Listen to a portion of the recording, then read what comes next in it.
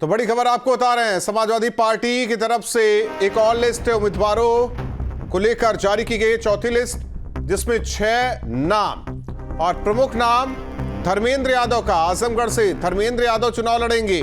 तो बड़ी खबर आपको बता रहा है, जिस तरीके से पहले धर्मेंद्र यादव को बदायूं से प्रत्याशी बनाया गया, फिर उन्हें हटाया गया और शिवपाल यादव को बदायूं भेजा गया और आजमगढ़ को लेकर हो रहा था कि समाजवादी पार्टी की तरफ से कौन होगा उम्मीदवार, तो धर्मेंद्र यादव का नाम सामने आ रहा है। तो एक और लिस्ट समाजवादी पार्टी ने जारी की है।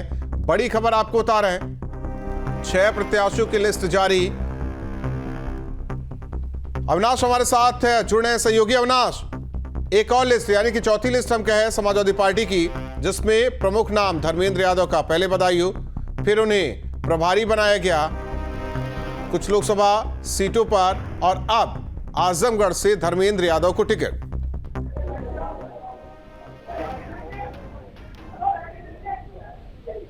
अविनाश, आवाज आ रही है जी?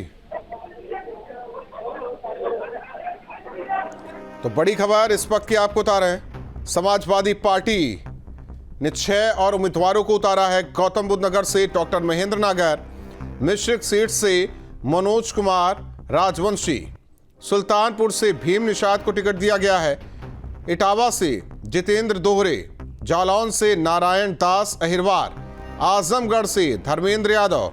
तो बड़ी खबर आपको बता रहे हैं, इससे पहले भी 6 सीटों की घोषणा समाजवादी पार्टी ने की और उसमें से भी एक सीट, भदोही की सीट, जिसे टीएमसी को दी गई। और आज एक बार फिर 6 उम्मीदवारों के साथ एक नई लिस्ट आई है।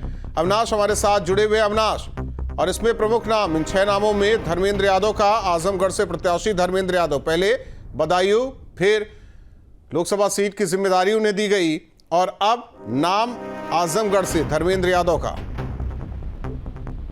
बिल्कुल, देखिए, आजमगढ़ सीट पर सबकी नजर थी कि आजमगढ़ से समाजवादी पार्टी किसको उम्मीदवार बनाती है। हालांकि आजमगढ़ का जब प्रभारी बनाया गया धर्मेंद्र यादव को, तब से ये संभावित था कि आजमगढ़ से ही उम्मीदवार होंगे धर्मेंद्र यादव। और देखा जाए तो आजमगढ़ से अब उम्मीदवार घोषित हो चुके हैं। हालांकि पहले चर्चा ये थी कि या तो शिवपाल यादव या अखिलेश यादव, लेकिन शिवपाल यादव को समाजवादी पार्टी बदायूं भेज चुकी है। और अगर हम अखिलेश यादव की बात करें तो हालांकि अखिलेश यादव को लेकर चर्चा ये है कि वो चुनाव लड़ भी सकते हैं, नहीं भी लड़ सकते हैं, और अगर वो चुनाव लड़ेंगे तो कन्नौज से। लेकिन महत्वपूर्ण बात यह है कि देखिए, धर्मेंद्र यादव पहली बार आजमगढ़ से चुनाव नहीं लड़ रहे हैं, बल्कि इससे पहले जो उपचुनाव हुआ था लोकसभा का, जिसमें धर्मेंद्र यादव चुनाव हार गए थे, तब भी वो आजमगढ़ से ही प्रत्याशी थे। तो आजमगढ़ से चूंकि जो नाम इनका संभावित था, अब वो फाइनल हो चुका है। वहीं अगर बाकी के प्रत्याशियों की बात करें तो सुल्तानपुर से भीम निषाद को, वहीं गौतम बुद्ध नगर से महेंद्र नागर को प्रत्याशी समाजवादी पार्टी ने घोषित किया है।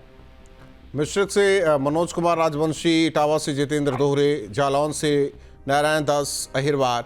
हालांकि देखा जा रहा है कि कुछ कुछ करके प्रत्याशी समाजवादी पार्टी उतार रही है, क्योंकि इससे पहले लिस्ट देखे तो ज़्यादा नाम, दूसरी लिस्ट में कम, तीसरी में कम, चौथे में 6 उम्मीदवार, और इससे पहले भी जो लिस्ट जारी हुई थी 6 उम्मीदवार। ज़ाहिर तौर पर ऐसे में अगर पूरे लिस्ट को देखा जाए, और सबकी नज़र ये भी है कि कहाँ से लड़ेंगे अखिलेश यादव, क्योंकि कन्नौज ही एक सीट मात्र बच रही है जहाँ से लड़ने की संभावना है।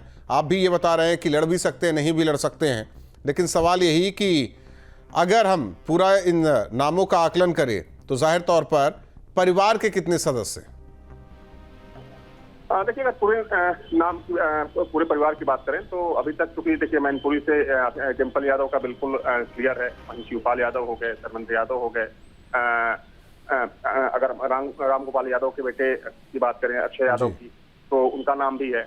और अब सबसे जो जरूरी है कि अखिलेश यादव, क्योंकि अखिलेश यादव को लेकर पार्टी में 2 धड़ा है। एक धड़ा चाह रहा है कि वो चुनाव लड़े, दूसरा धड़ा चाह रहा है कि चुनाव ना लड़े, बल्कि वो चुनाव का पूरा जो संचालन होता है, चुनाव का पूरा संचालन देखें और किस तरीके से चुनाव प्रचार हो, उसमें उनकी भागीदारी हो। तो ये दोनों चीजें हैं, लेकिन चूंकि पार्टी के अंदर उस पर मंथन चल रहा है, माना जा रहा है कि जल्द ही इस बात को तय कर लिया जाएगा कि अखिलेश यादव चुनाव लड़ते हैं या नहीं लड़ते हैं।